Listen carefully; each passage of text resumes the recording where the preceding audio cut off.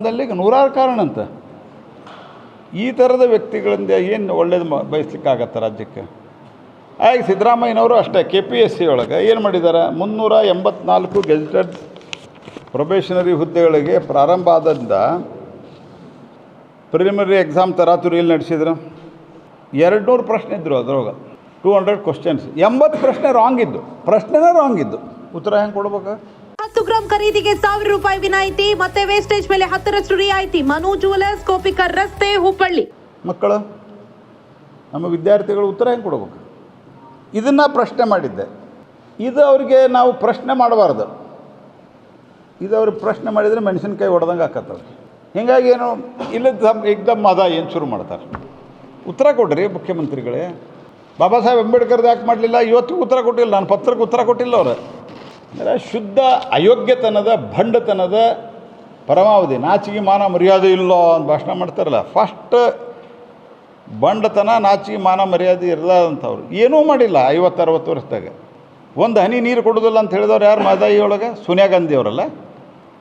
ಯಾವಾಗ ಸಾಲ್ವ್ ಆಗಲಿಕ್ಕೆ ಸಾಧ್ಯತೆ ಇತ್ತು, ಸೌಹಾರ್ದತೆಯಿಂದ, ಅವಾಗ ಹೋಗಿ ಇಲ್ಲಿ ಭಾಷಣ ಯಾಕೆ ಮಾಡಿದ್ರಿ? ಒಂದು ಹನಿ ಕರ್ನಾಟಕ ನೀರು ಬಿಡೋದಿಲ್ಲ ಅಂತ ಹೇಳಿದವ್ರು ಯಾರು? ಬಾಯಿಗೆ ಬಂದಂಗೆ ಮಾತಾಡಿ ನಾವೇನೋ ಎಲ್ಲದಕ್ಕೂ ಡೈವರ್ಟ್ ಮಾಡ್ತೀವಿ. ಮತ್ತು ಇನ್ನೊಂದು ಏನಾಗ್ಯದ, ಸಿದ್ದರಾಮಯ್ಯನವ್ರು ಅವರೇ ಹೇಳ್ಯಾರ ನಾ ಮುಂದೆ ಇಲೆಕ್ಷನ್ ನಿಲ್ಲೋದಿಲ್ಲ ಅಂತ. ಅದಕ್ಕೆ ಬಾಯಿ ಬಂದಂಗೆ ಮಾತಾಡಿ ಒಂದು 5 ವರ್ಷ ಜಾತ್ರೆ ಮಾಡ್ಕೊಂಡು ಹೋಗ್ಬೇಕಂತ ತೀರ್ಮಾನ ಮಾಡ್ಯಾರ. ಒಟ್ಟು ಹೆಂಗಾರು ಮಾಡಿ DK ಶಿವಕುಮಾರನ್ನು ದೂರ ಇಡೋದು, ನನ್ನ ಜಾತ್ರೆನ ನಡೆಸಿದ್ರೆ ಆತಂತ ತೀರ್ಮಾನ ಮಾಡ್ಯಾರ. ಅಷ್ಟೇ ಅವ್ರದ್ದು ಇರೋದು.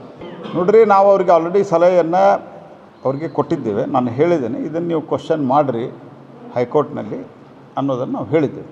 ಈಗೇನು ಅವ್ರು ಹೋದವ್ರು ಇವರೇ ಹಾಕಿದ್ದಾರೆ ರೀ, ನಾವು ಹಾಕಿಲ್ಲ, ಅದನ್ನು ವಿತ್ಡ್ರಾ ಮಾಡಿರಿ ಅಂತ ಹೇಳಿದ್ವಿ. ಅವ್ರು ಸುಪ್ರೀಂ ಕೋರ್ಟ್ನಾಗ ಮಾಡ್ಯಾರ. ಸುಪ್ರೀಂ ಕೋರ್ಟ್ನಾಗ ಆಲ್ ಟುಗೆದರ್ ಹಿಯರಿಂಗ್ ಬರ್ತದೆ. ಬಟ್ ಈ ಪರ್ಟಿಕ್ಯುಲರ್ ಪಾಯಿಂಟ್ ರಾಜ್ಯ ಸರ್ಕಾರಕ್ಕೆ ಹೈಕೋರ್ಟ್ನಲ್ಲಿ ಮಾಡ್ಬೋದು. ನೋಡಿರಿ, ನಮ್ಮ ಕೇಂದ್ರ ಸರ್ಕಾರದಿಂದ ಯಾವುದೇ ರೀತಿ ಆದೇಶ ಇಲ್ಲ. ನೀಟ್ ಎಕ್ಸಾಮ್ ಕಂಡಕ್ಟ್ ಮಾಡೋರು ನಾವು ಎಲ್ಲಿಯೂ ಆಗಿಲ್ಲ. ಒಂದೇ ಒಂದು ಸ್ಕೂಲ್ದಲ್ಲಿ ಆಗಿದೆ.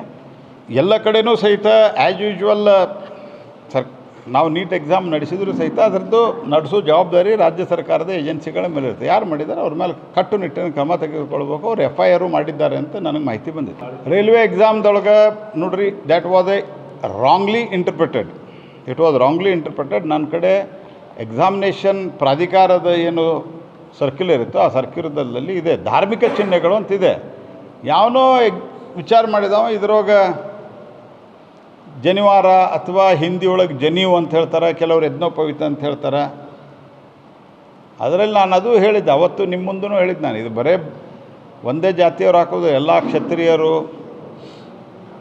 ಬೇರೆ ಬೇರೆ ಹಿಂದೂ ಸಮಾಜದಲ್ಲಿದ್ದಂಥ ಬೇರೆ ಬೇರೆ ಜನಾಂಗದವರು ಜನಿವಾರವನ್ನು ಧರಿಸುವಂಥದ್ದು ಪ್ರಾಕ್ಟೀಸ್ ಇದೆ.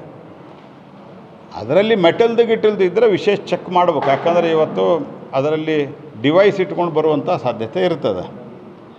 ಹಾಗಾಗಿ ಅದನ್ನು ಚೆಕ್ ಮಾಡಬೇಕು ಅನ್ನೋದ್ರ ಬಗ್ಗೆ ಏನು ಪ್ರಶ್ನೆ ಇಲ್ಲ. ಆದರೆ ಜನಿವಾರ ತೆಗೆಸೋದು ಮತ್ತು ಮೆಟಲ್ ತೆಗೆಸೋದು ಈ ಥರ ಸಂಗತಿಗಳ ಬಗ್ಗೆ ನಮ್ಮ ಪರೀಕ್ಷಾ ಪ್ರಾಧಿಕಾರದ ನೋಟಿಫಿಕೇಷನ್ದಲ್ಲಿ ಸರ್ಕ್ಯುಲರ್ ಇರಲಿಲ್ಲ.